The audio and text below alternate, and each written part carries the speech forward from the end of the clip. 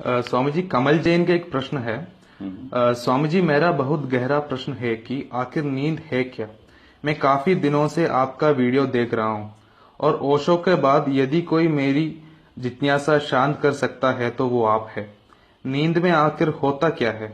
ये ध्यान के जैसा है तो क्या हम डेली ध्यान में जाते हैं? कृपया अपने सेशन ठीक इसी वक्त पे रखें।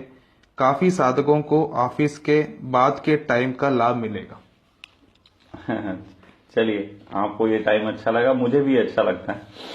फिलहाल आपका जो प्रश्न है उसको उठाते हैं। कमल जी, ये आपने पूछा है कि नींद है क्या। सच कहें तो नींद हमको दोबारा से ऊर्जावान करने का एक अवसर है, लेकिन ये अवसर कई अर्थों में कीमती हो जाता है, क्योंकि ये उन शक्तियों को भी हमसे जोड़ता है जो शक्तियां हमें जीवित रहते पता नहीं चलती। जैसे कि ध्यान के संबंध में एक बात बहुत स्पष्ट कही गई है, बहुत ज्यादा स्पष्ट है ध्यान के संबंध में एक बात, कि ध्यान है अतीन्द्रिय, ध्यान अक्रिया है। अब जो दो बातें कही गई हैं कि ये अतीन्द्रिय है और अक्रिया है, तो अक्रिया का अर्थ होता है जहां क्रिया ना हो। लेकिन जब जब हम इंद्रियों से कोई चीज करेंगे तो क्रिया हो जाएगी।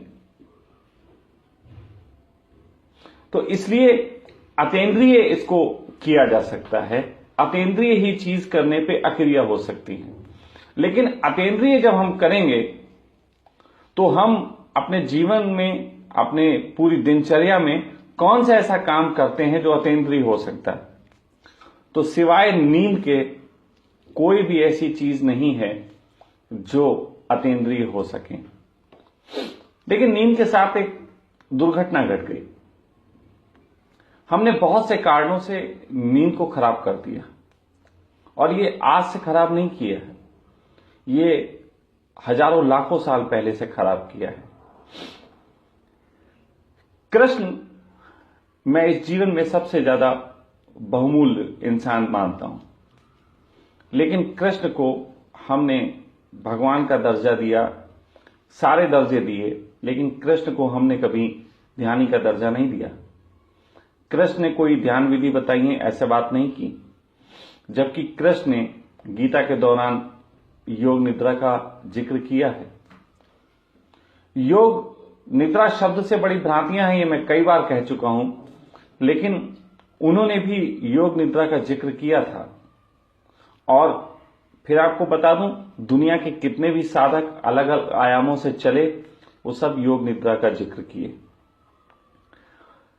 योग निद्रा असल में आपको एक ऐसी अवस्था तक पहुंचाना है जहां से आपकी चेतना का दोबारा अधिकार आपके शरीर पे आरंभ होता है। योग निद्रा एक ऐसी चीज है जो आपके शरीर को सिर्फ रिलैक्स ही नहीं करती, जैसे कि नींद में हम जाते हैं तो रिलैक्स हो जाते हैं, सिर्फ रिलैक्स ही नहीं करती, बल्कि आपकी चेतना को दोबारा से उसकी जिम्मेदारी का आभास कराती है। ये जो मैं कह रहा हूं, ये नींद में हो सकता है, संभव है, लेकिन नींद अब असल में नींद कहां रही। अब लोगों को नींद आती नहीं, अब तो लोग सोते हैं। सोना और निद्रा दो अलग बातें हैं। हम थोड़ा अगर गौर करें तो हम पाएंगे कि हमने अपने दिमाग को इतना ज्यादा कार्य दे दिया है कि वो कार्य उसको ओवर टाइम करके रात में निपटाना पड़ता है। हम रात में भी ओवर टाइम करते हैं, सपनों में हम ओवर टाइम करते हैं कि अब जो दिन भर का कचरा था उसको संभाल सकें। तो ये जो कचरा संभालने का काम है, ये चेतना करती है, लेकिन हमने उसको कचरा संभालने के लिए रखा हुआ है। मतलब हालत यह है कि सम्राट को हमने कूड़े वाला बना रखा है।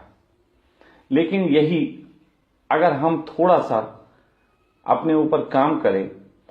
दुनिया में पहली बार जापानी तकनीक और भारतीय चिकित्सा ज्योतिष के माध्यम से सखा वेलनेस कर रहा है गंभीर से गंभीर बीमारियों का इलाज। हमारी विशेषता ना कोई दवा, ना ही कोई ऑपरेशन, ना कोई योग, ना प्राणायाम, ना ध्यान, ना ही किसी प्रकार से खान पान का कोई बंधन। जब सब जगह से निराश हो, सखा वेलनेस।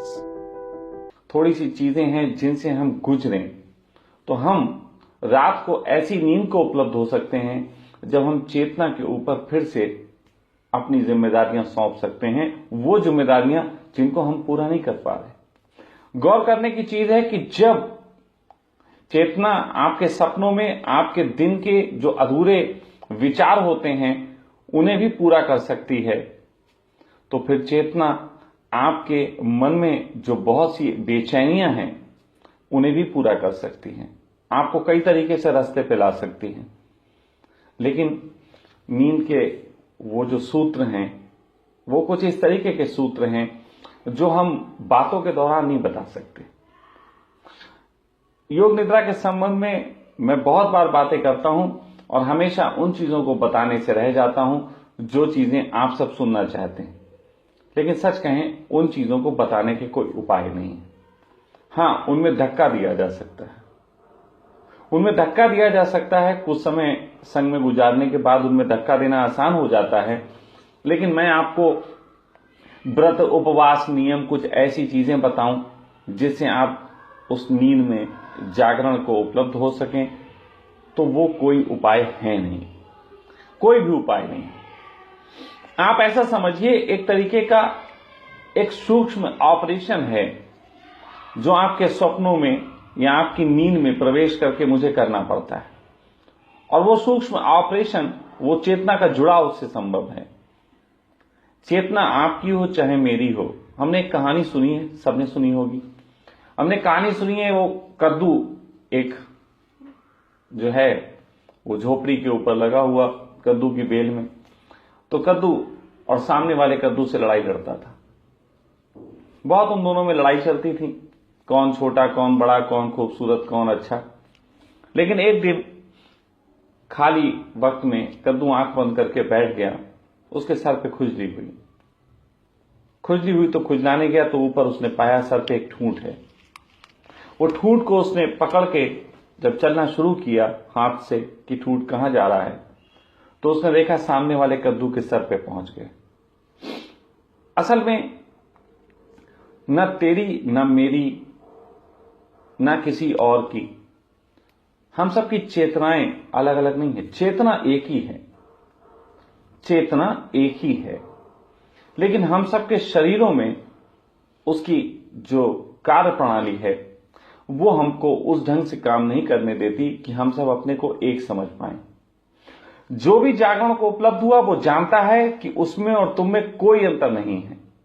हम सबके पीछे एक ही धारा काम कर रही है, लेकिन जो भी जागरण को उपलब्ध नहीं हुआ वो अपने आप को आत्मा मानता है, पृथक आत्मा मानता है, एक अलग आत्मा मानता है। लेकिन अलग आत्मा मानने से एक भूल हो जाती। अलग आत्मा मानने से भूल ये होती कि मेरी भी आत्मा है और तुम्हारी भी आत्मा है, तो जो दो आत्माएं हैं वो दो अलग अलग होंगी, अलग अलग जरूरतें होंगी, तो अलग अलग लड़ाइयां हैं। लेकिन नहीं, ऐसा नहीं है। सच बात तो यह है, सिर्फ बेहोश व्यक्ति की ही पृथक चेतना होती है। जागृत व्यक्ति की चेतना तो समूह की चेतना होती है, पूरे विश्व की चेतना होती है। जागृत व्यक्ति तो कह सकता है कि अहम ब्रह्मास्मि, मैं ही ब्रह्म हूं और वो तुम भी हो। तो ये जो नींद का तुमने कीमिया पूछा, मैं सिर्फ इतना ही कहूंगा कि नींद में हमने कुछ गड़बड़ें की हैं अपने जीवन में, अपने मस्तिष्क के साथ। हम बहुत तरीके के सम्मोहन बना लिए हैं, बहुत तरीके के ऐसे सम्मोहन बना लिए हैं जो हम चाहते हुए भी उसको हटा नहीं सकते। बहुत से ऐसे सॉफ्टवेयर ला दिए गए हैं जो हम बहुत अच्छी अच्छी बातें सुनने के बाद भी उनसे मुक्त नहीं हो पाते। हम सच का सॉफ्टवेयर जो है बातों का डाला हुआ है, सच बोलना चाहिए, लेकिन जीवन हमारा दर्शन ऐसा हो गया है जैसे झूठ से निर्मित हो। तो वो बहुत सारे सॉफ्टवेयर्स हैं और डिफरेंट हैं। मैं इतना ही कह सकता हूं कि एक सत्य का साथ करने वाला व्यक्ति एक सत्य को जीने वाला साधक कई वर्षों में जाके इस योग्य होता है कि वो नींद में योग निद्रा को उपलब्ध हो सके, या फिर किसी गुरु के सानिध्य में, गुरु की गहनतम प्रेम में कोई ऐसी खास अवस्था या वक्त आता है कि कोई व्यक्ति योग निद्रा को उपलब्ध हो जाता है। लेकिन तीसरा प्रयोग जो मैं बोलता हूं, वो प्रयोग वो ऐसा है कि मैं तुम्हारे लिए एक माध्यम बनने का काम कर सकता हूं, कुछ पल, कुछ वक्त, उसके बाद आपकी चेतना आपके तरीके से आपको संभाले। वो चेतना की बात कर रहा हूं जो सबकी है। आपको एक रोल मिला है, असल में वो तो डायरेक्टर जैसी है, आपको एक रोल मिला है, लेकिन आप अपना रोल भूल गए हो, यही दिक्कत है। तो जब कोई चेतना, सामूहिक चेतना जिसको बोलता हूं, जगत चेतना जिसको बोलता हूं, वो जब संभालती है किसी को तो उसके सही रोल की उसे याद दिला देती है, और वो रोल में वो व्यक्ति जीता है, और अपने रोल में जीना ही आनंद है, और अपने रोल में जीता रहना ही एक दिन मोक्ष को उपलब्ध कराता है। नींद पे तुम पूछते हो, नींद पे बहुत कुछ बहुत बार बोला जा चुका है। मैं सिर्फ इतना कह सकता हूं, नींद के संबंध में जो बोला जा चुका है वो ऐसे ही है जैसे मस्तिष्क का 100% हिस्सा हो और हम उसका केवल 8% इस्तेमाल करते हो।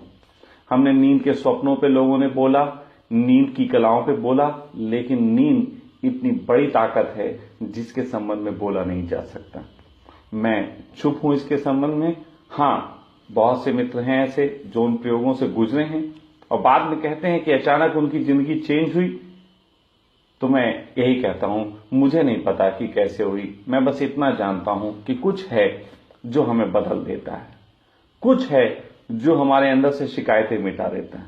तो मैं सिर्फ इतना ही कहूंगा, निश्चित ही नींद जो है वो एक वास्तविक ध्यान है, लेकिन वास्तविक ध्यान वो वर्तमान की नींद नहीं है। वास्तविक ध्यान उसमें से बनाया जा सकता है। एक अवस्था है जिसमें आदमी को रोका जा सकता है और योग निद्रा से जो है परिचित करवाया जा सकता है। तो मैं नींद पे इससे अधिक नहीं कुछ कहना चाहूंगा।